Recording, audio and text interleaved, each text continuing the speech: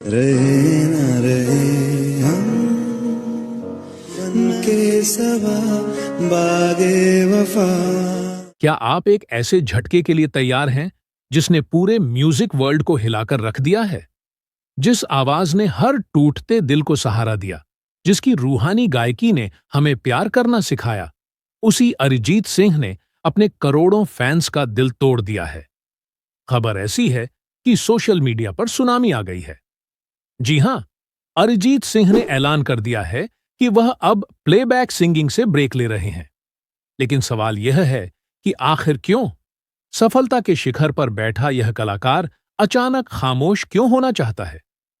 क्या यह सिर्फ एक ब्रेक है या फिर हमेशा के लिए विदाई? मैं जो था वो रहा क्यों नहीं, दिल में था कुछ तो कहा क्यों नहीं।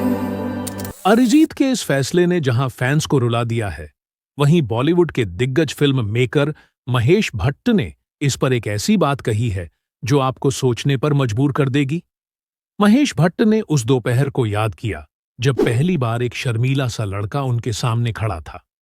महेश भट्ट कहते हैं, जब कोई कलाकार अपने सबसे जबरदस्त दौर में होता है, तब भी उनमें से कुछ लोग सब कुछ छोड़ देते हैं, लेकिन वे कला नहीं छोड़ते, वे दुनिया का शोर शराबा छोड़ते हैं। भट्ट साहब का कहना है कि अरिजीत ने अब दिखावे की दुनिया के बजाय चुप्पी, अकेलापन और सच्चाई को चुन लिया है। याद करिए, साल 2013 की वह दोपहर, टी सीरीज की पुरानी बिल्डिंग, जहां फिल्म आशिकी 2 का म्यूजिक तैयार हो रहा था। महेश भट्ट बताते हैं कि मंच पर एक बेहद शर्मीला और खुद को कम आंकने वाला युवा लड़का चढ़ा। किसी को अंदाजा नहीं था कि उसकी आवाज में वो जादू है जो पूरी दुनिया को अपना दीवाना बना देगा। उसने गाया, तुम ही हो, और फिर जो हुआ वो इतिहास है। अरिजीत रातों रात सुपरस्टार बन गए।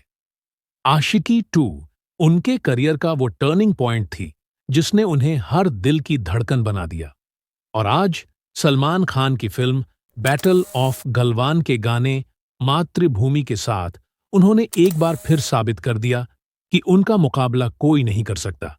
लेकिन क्या मातृभूमि उनकी आखिरी जादुई परफॉर्मेंस बनकर रह जाएगी?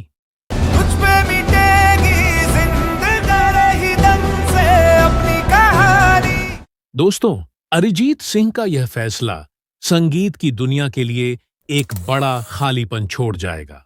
लेकिन क्या आपको लगता है कि एक सच्चा कलाकार अपनी कला से कभी दूर रह सकता है?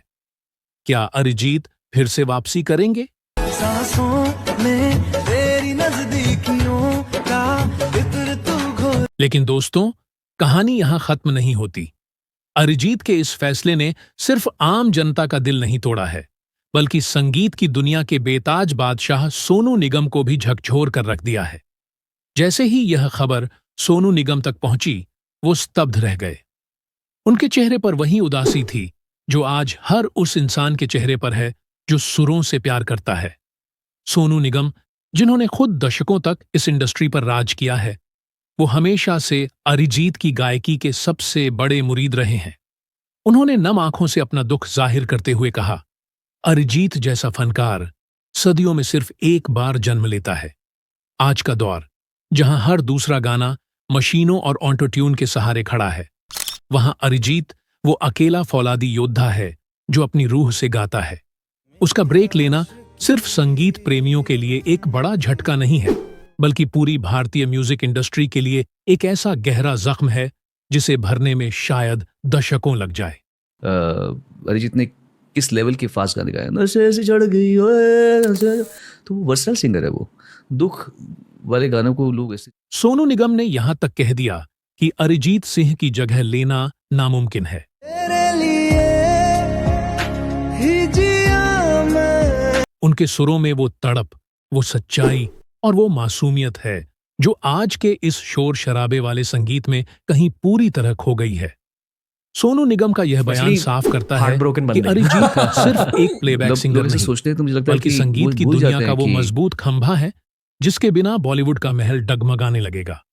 जरा सोचिए, जब खुद सोनू निगम जैसा दिग्गज कलाकार इतना टूटा हुआ महसूस कर रहा है, तो फिर हम और आप जैसे फैंस का क्या हाल होगा?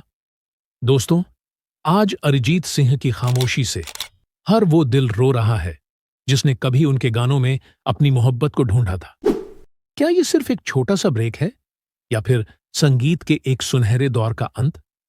क्या बॉलीवुड का संगीत अब फिर से वैसा ही मधुर रह पाएगा जैसा अरिजीत की आवाज में था? तो दोस्तों, मेरा आप सभी से एक सवाल है, क्या आपको भी लगता है कि सोनू निगम की तरह हमें भी अरिजीत को रोकने के लिए आवाज उठानी चाहिए?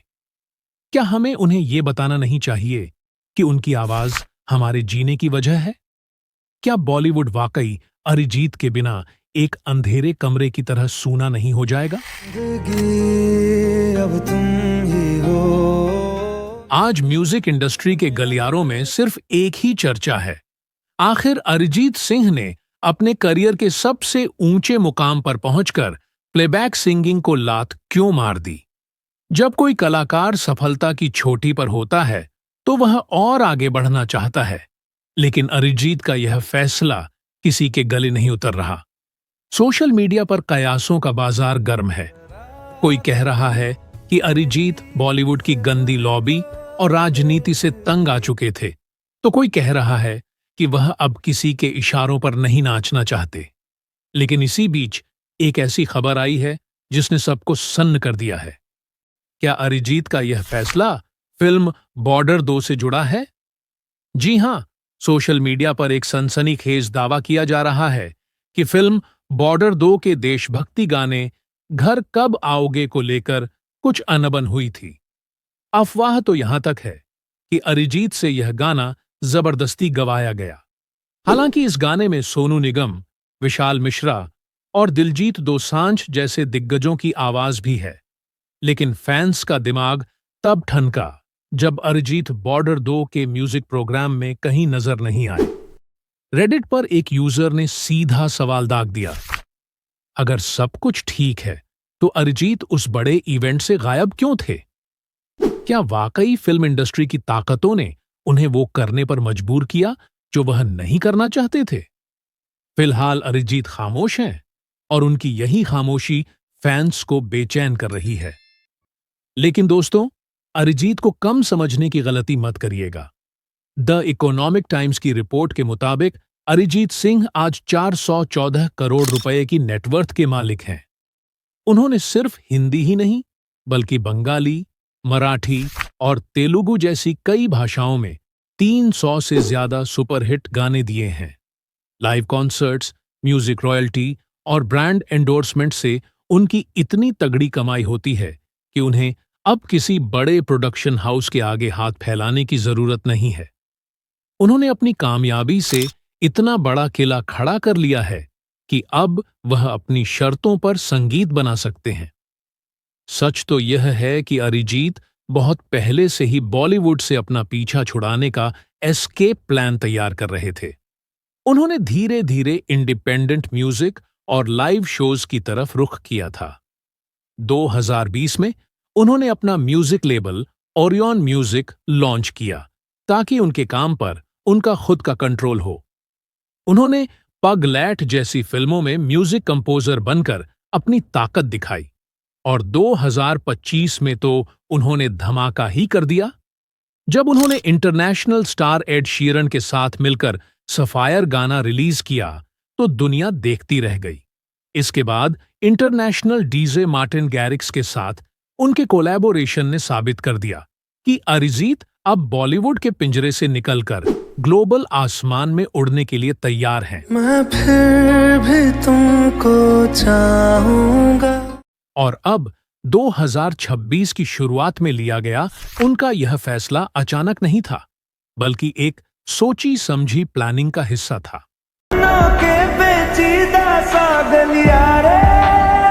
2026 में अरिजीत सिंह अब एक फ्री और इंडिपेंडेंट आर्टिस्ट बन चुके हैं। उनके पास अगले 2 सालों के लिए बड़े बड़े इंटरनेशनल प्रोजेक्ट्स और लाइव कॉन्सर्ट्स की लाइन लगी है।